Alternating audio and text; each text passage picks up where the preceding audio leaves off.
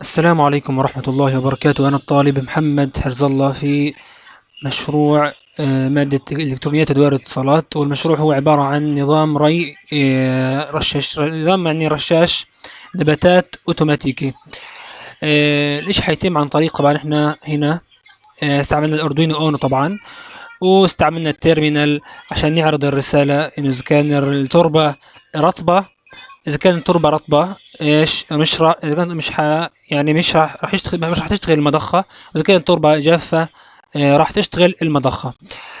فاستعملنا هنا عبارة عن اللي هو المستشعر هذا، عبارة عن مقاومة متغيرة يعني استعملناه.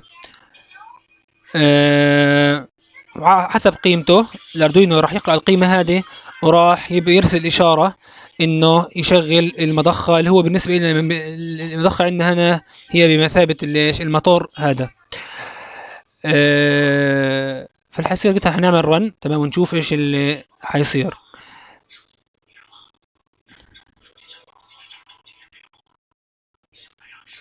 لاحظ هنا قال لك ايش القيمة تربة قيمة رطوبة التربة هي ايش 451. وهنا طبعا بقدر حزودها وانقصها. اذا انا طبعا انا حاطط قيمة، اذا كان تحت انا هذه اعطيتها من عندي، اذا كان تحت ال 500 راح يكون المضخة شغالة يعني تربة جافة يعني. واذا كان نسبة الرطوبة فوق ال 500 راح يكون المضخة طبعا مش شغالة. تمام يعني، او يعني حسب القيمة هذه اذا كان فوق ال 500 يكون المضخة مش شغالة. فانا قلت حلعب شوية في قيمة حلعب شوية في قيمة السنسور هذا.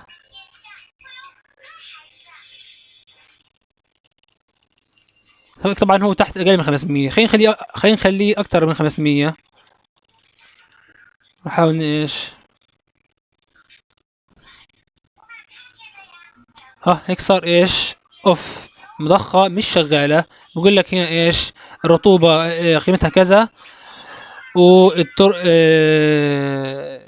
التربة يعني soil is wet يعني تربة جافة. فتربة قصدي رطبة، تربة رطبة يا ربي، فبالتالي المضخة مش شغالة. بس هي هذا الفكرة.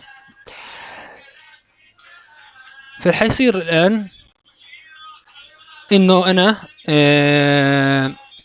عندي المستشعر هذا راح يستشعر قيمة الرطوبة، قيمة رطوبة التربة.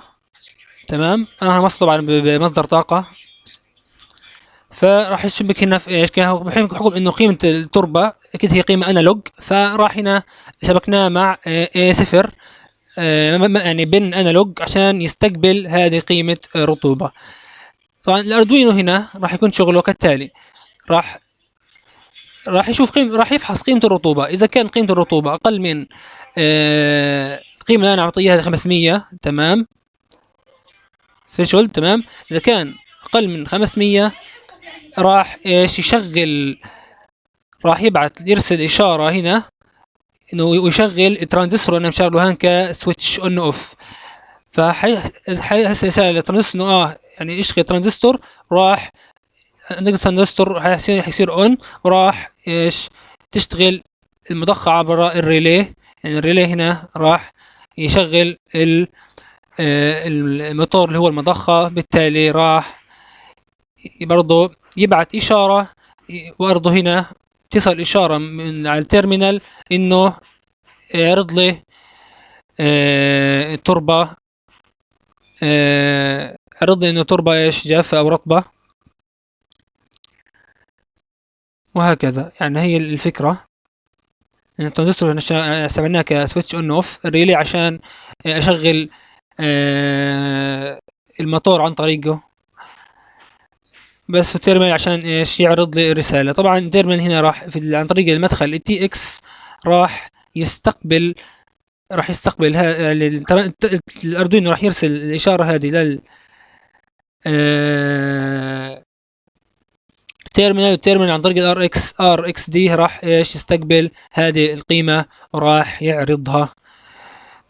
تمام بس هي الفكرة. الكود هنا ايش بيقول لك هنا؟ طبعا اول شيء عرفنا البنات في الستاب في السيت اب هنا. تعرف ان البنات ريلي بن اللي هو اوتبوت طبعا. هو في النهاية اوتبوت، يعني مش انبوت، ندخلش شيء على اردوينو اوتبوت. والديجيتال رايت حنخليه ايش؟ هاي. هو طبيعي الديفولت انه في الريلي يكون هاي اول شيء يعني. لما يكون الريلي الترانزستور اون والريلي لو الريلي لو، ساعتها راح ايش؟ راح تشتغل المضخة. فإذا كان قيمة الترانزستور، قيمة السنسور أقل من في ثريشولد، حيكون التوربة إيش؟ أقل من 500، راح يكون إيش؟ المضخة حتشتغل وكل إشي. فكتبنا هنا قيمة الريلي تاع البن إيش؟ لو. يعني إيش؟ تربة التربة جافة فشغل المضخة، والعكس بالعكس هنا، والعكس يعني صحيح. بس بيكون قراءة حنستنى إيش؟ ثانية واحدة يعني عشان يقرأ قراءة تانية، ما يصيرش نوع من اللخبطة. بس هي الفكرة من المشروع، مع تحياتي.